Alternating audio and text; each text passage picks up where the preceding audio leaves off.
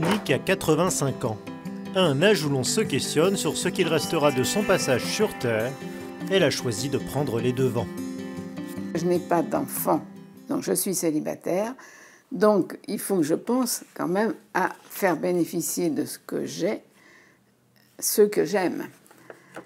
Ceux que j'aime, c'est 4 neveux et nièces qui sont comme mes enfants et que j'aime bien rencontrer, et qui sont très gentils avec moi aussi. Donc je voudrais leur donner un petit quelque chose après moi. Monique a longtemps réfléchi et elle s'est fait accompagner pour rédiger son testament afin de répartir équitablement une partie de son patrimoine à ses neveux, mais pas seulement. En gardant bien, en parlant un peu par-ci, par-là, et j'ai donc trouvé qu'il y a une possibilité de léguer ce que l'on a à un organisme qui coiffe aussi tous ces ensembles-là, que ce soit des patronages, que ce soit des paroisses, que ce soit des œuvres sociales complètement. Donc, ils continueront, eux, par le biais de ce légataire, d'être servis pour les bienfaits qu'il procure. Aujourd'hui encore en pleine forme, Monique prépare aussi sa succession pour transmettre à ses neveux et leurs enfants un esprit de famille.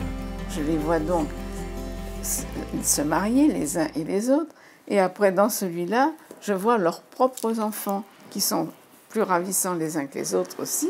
Et puis pour moi, c'est agréable de voir qu'il y a une suite, il y en a 4 que j'ai bien aimés, voilà la suite des petits. Donc, je pense que c'est ça qui me parle, moi. Alors que 90% des Français ne rédigent aucun testament, Monique a rédigé le sien. Un choix qui la rend plus sereine. Ça donne un certain apaisement. Quand les choses sont faites, on se dit après tout, maintenant, il peut se passer ce qu'il veut. C'est prévu, ce ne sera pas la pagaille quand je partirai. C'est ça c'est ce qui me hantait un peu. Parce que bon, j'ai beau, je me porte bien, mais un jour ou l'autre, ça finira. Et donc, il faut que ce soit prévu. Je préfère. Après, on vit plus tranquille.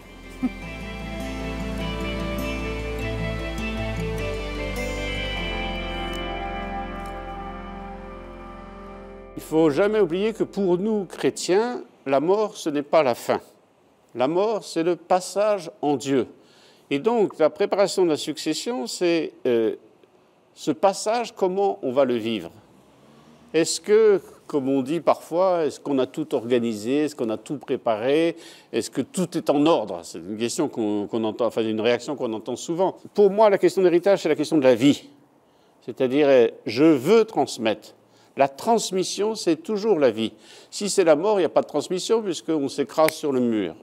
Tandis que là, c'est plutôt une volonté de dire aux enfants, bah oui, on sait qu'on va mourir, mais vous êtes toujours là. Eh bien, la part qu'on vous donne, c'est pour vous permettre de vivre. Il faut aussi avoir beaucoup de liberté dans le cœur. C'est-à-dire la succession, ce n'est pas simplement faire une division entre le nombre d'enfants, de petits-enfants, etc. Mais c'est avoir un regard qui permet de dire celui-ci, pour telle raison, ce couple-là, ce jeune couple, a besoin d'être aidé. Et c'est quand même un devoir, puisque nous le pouvons, nous allons l'aider. Nous allons l'aider et on va le dire aux autres. On ne va pas l'aider en cachette pour éviter, mais on va en parler. On va dire, ben voilà, ton frère, ta sœur a telle difficulté, c'est fondamental, on vous prévient, on a décidé que... Voilà. Mais tout ça, c'est le fruit d'une discussion. Et c'est une manière de déployer l'amour des parents. On est dans une ouverture du cœur. Et c'est évidemment un beau devoir de la part des parents et une manifestation de l'amour qu'ils ont. Et pour les frères et sœurs, une manifestation de l'appartenance à une même famille. C'est-à-dire, on se soutient, on se porte. Ce n'est pas simplement on va récupérer le fric que les parents vont nous donner. Point barre. Accepter de penser à l'héritage, accepter d'organiser la transmission de ces biens, c'est inévitablement se dire un jour on ne sera plus là. Et ce que l'on a acquis, ce que l'on a, n'ira pas dans la tombe avec nous. Et donc c'est un signe de vie que de vouloir organiser. Car la vie est toujours plus belle, plus forte, plus grande. Et pour nous chrétiens, c'est fondamental. On a comme un devoir de transmettre l'héritage.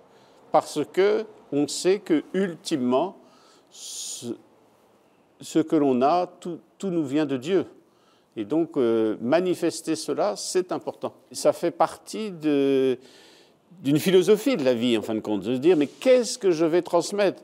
Comment tout ce qui nous tient à cœur aujourd'hui va pouvoir se poursuivre? Et c'est ça, préparer sa succession. Ce n'est pas simplement faire des petits tas pour payer moins d'impôts, mais c'est vraiment pour le bien des siens.